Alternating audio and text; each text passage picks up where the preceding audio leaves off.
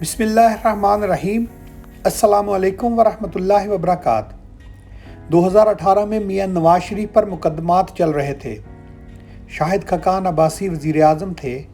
عمران خان کو وزیر اعظم بنانے کی تیاریاں عروج پر تھیں اور اسٹیبلشمنٹ عمران خان کی پروفائلنگ کے لیے ملک بھر کے بزنس مینوں، صحافیوں اور سیاستدانوں سے ملاقات کر رہی تھی۔ میں بھی ایک ایسی ہی ملاقات میں شریک تھا جس میں ملک کی ایک اہم شخصیات نے انکشاف کیا۔ میاں نواز شریف نے 1994 میں $5 ملین ملک سے باہر بھجوائے تھے۔ یہ رقم ڈائیو کمپنی نے موٹر وے کے ٹھیکے میں بطور رشوت دی تھی۔ میاں صاحب نے اس رقم میں سے $3.5 ملین عزت بیکویچ کو بھجوا کر بوسنیا کی سول وار میں کنٹریبیوٹ کیا تھا، جبکہ باقی رقم سے لندن میں فلیٹ خریدے گئے تھے۔ مجھے بتایا گیا عزت بیگ کو یہ رقم شاہد خاقان عباسی دے کر آئے تھے۔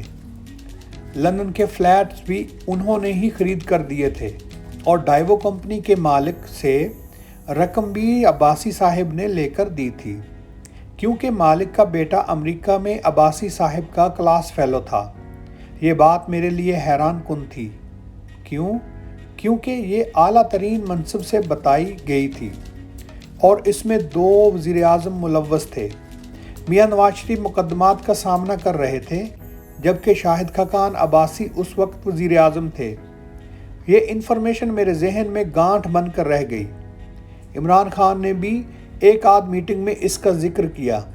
بہرحال چند دن قبل میں نے اس کا ذکر شاہد خاقان عباسی سے کیا تو انہوں نے کہا لگا کر جواب دیا، انفارمیشن ٹھیک ہے لیکن بات غلط ہے۔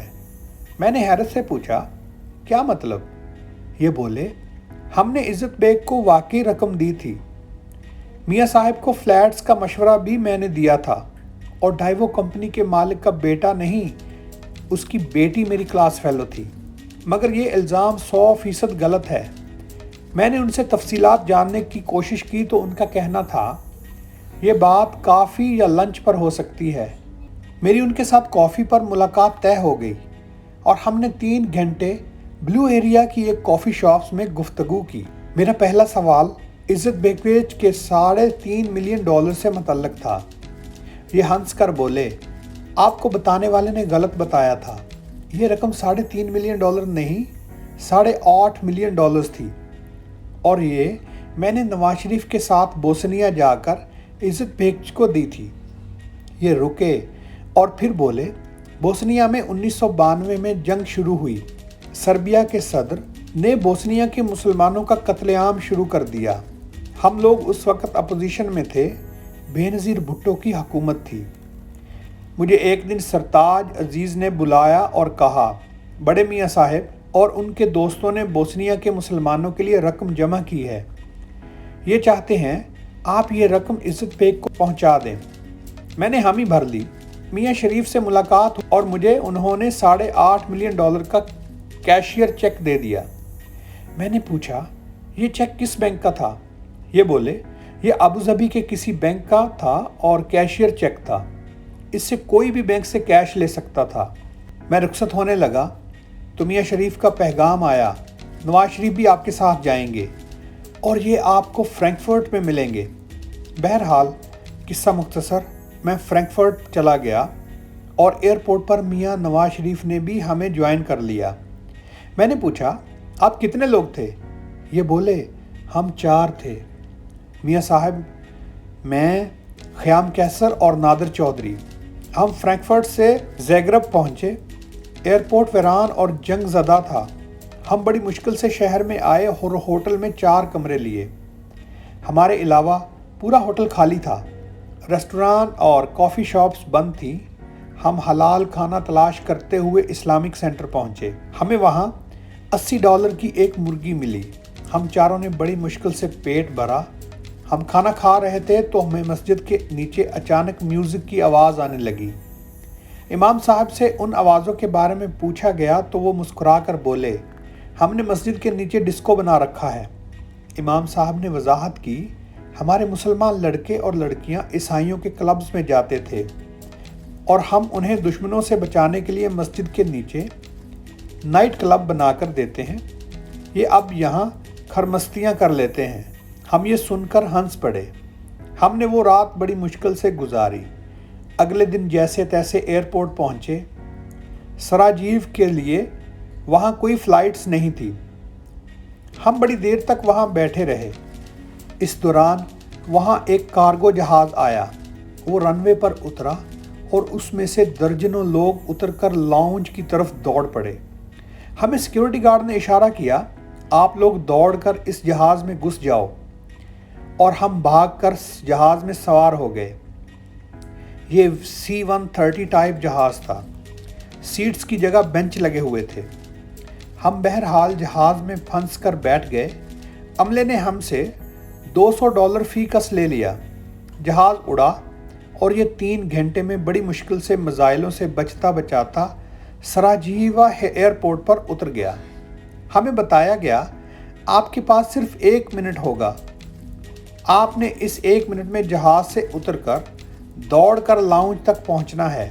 جہاز رن وے پر رکا، دروازے کھلے اور ہم نے دوڑ لگا دی۔ ہم بڑی مشکل سے گولیوں اور میزائلوں سے بچتے ہوئے لاؤنج تک پہنچ گئے۔ وہاں کچھ بھی نہیں تھا۔ ایئرپورٹ نیٹو فورس کے قبضے میں تھا۔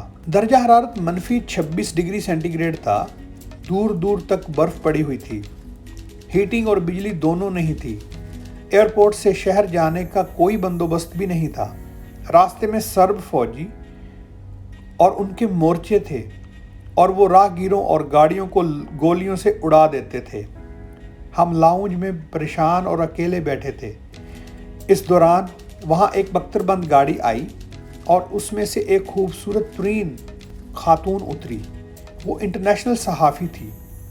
نادر چودھری نے اسے بتایا، ہمارے ساتھ پاکستان کے سابق وزیر اعظم ہیں، ہم شہر جانا چاہتے ہیں۔ خاتون نے ہمیں پیشکش کی، آپ مجھے وزیر اعظم کا انٹرویو کروا دیں اور میں آپ کو شہر پہنچا دیتی ہوں۔ ہم نے اس کے ساتھ ڈیل کر لی۔ گاڑی میں بیئر کے درجنوں باکس پڑے تھے۔ خاتون نے مجھ سے کہا، میں جہاں گاڑی روکوں تم فوراً بیئر کا باکس اٹھا کر گاڑی سے باہر لٹکا دینا۔ میرے پاس انکار کا کوئی آپشن نہیں تھا۔ خاتون ایئرپورٹ سے نکلی۔ راستے میں سرب فوجیوں کا قبضہ تھا۔ خاتون ہر چیک پوسٹ پر رکتی تھی، مجھے اشارہ کرتی تھی اور میں شیشہ نیچے کر کے باہر کھڑے سرب فوجیوں کو بیئر کا باکس پکڑا دیتا تھا۔ یوں ہم بیئر تقسیم کرتے ہوئے شہر کی مین سڑک پر آ گئے۔ خاتون سربوں کی گولیوں اور گولوں سے بچنے کے لیے زگ زیگ میں گاڑی چلا رہی تھی۔ سڑک پر اس وقت ہماری گاڑی کے علاوہ کوئی اور گاڑی نہیں تھی اور کوئی شخص بھی نہیں تھا، اور ہمارے اوپر گولیاں برس رہی تھیں۔ ہم بہرحال ہر قسم کے حادثے سے بچتے بچاتے عزت بیکویج کے ہیڈ کوارٹر پہنچ گئے۔ خاتون نے ہمیں اس کے گیٹ پر پھینکا اور خود زگ زیگ میں گاڑی چلاتی ہوئی غائب ہو گئی۔ ہمیں دیکھ کر بوسنیا کی فوج نے رائفلیں تان لیں۔ شاہد خاقان عباسی کا انداز ڈرامائی اور مقناطیسی تھا۔ میرے لیے ان کا سٹوری ٹیلنگ کا یہ آرٹ نیا تھا، لہٰذا میں حیرت سے انہیں دیکھتا اور سنتا چلا گیا۔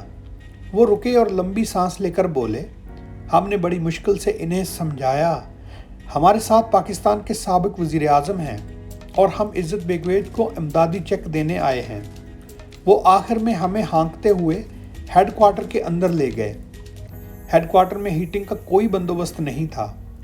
عزت بیکویج کے کمرے میں صرف ایک بلب جل رہا تھا اور وہ -26 ڈگری سینٹی گریڈ میں 3-4 اوور کوٹ پہن کر بیٹھا ہوا تھا۔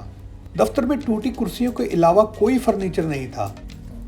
ہم باتھ روم گئے تو وہ انتہائی گندا اور بدبودار تھا۔ مدت سے اس کی صفائی نہیں ہوئی تھی۔ ہر طرف بو پھیلی ہوئی تھی۔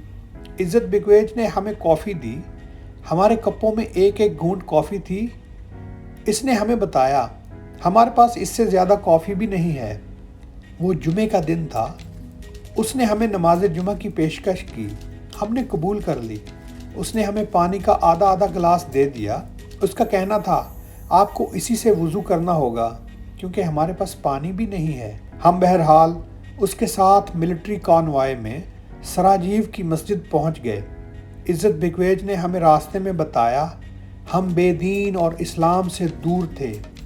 سربوں نے ہم پر حملہ کر کے ہمیں مسلمان بنا دیا۔ ہم نے بڑی مشکل سے نماز پڑھنا سیکھی۔ ہم اس سے پہلے صرف نام کے مسلمان تھے۔ ہم مسجد پہنچے تو ہمیں پوری مسجد میں ایک بھی پورا انسان نہیں ملا۔ جنگ سب لوگوں کے اعضاء نگل چکی تھی۔ کسی کا پاؤں نہیں تھا اور کوئی ہاتھ، ٹانگ اور آنکھ سے محروم تھا۔ پوری مسجد ادھورے لوگوں سے بھری ہوئی تھی۔ نمازیوں کو ہمارے بارے میں پتہ چلا تو لوگ عقیدت سے ہمارے ہاتھ چومنے لگے۔ ہم نے اندازہ لگایا نمازی عزت بیکویج سے پرہیز کر رہے تھے۔ لوگ اسے پسند نہیں کرتے تھے، وہ اسے اپنی مصیبتوں کی وجہ سمجھتے تھے۔ ہم نے بہرحال جیسے تیسے انتہائی سردی میں نماز مکمل کی اور عزت بیکویج کے ساتھ واپس چل پڑے۔ شکریہ دوستو، کہانی کا اگلا حصہ اگلی ویڈیو میں ملاحظہ فرمائیے گا۔ ہمارے چینل کو لائک کریں، سبسکرائب کریں۔ السلام علیکم ورحمۃ اللہ وبرکاتہ۔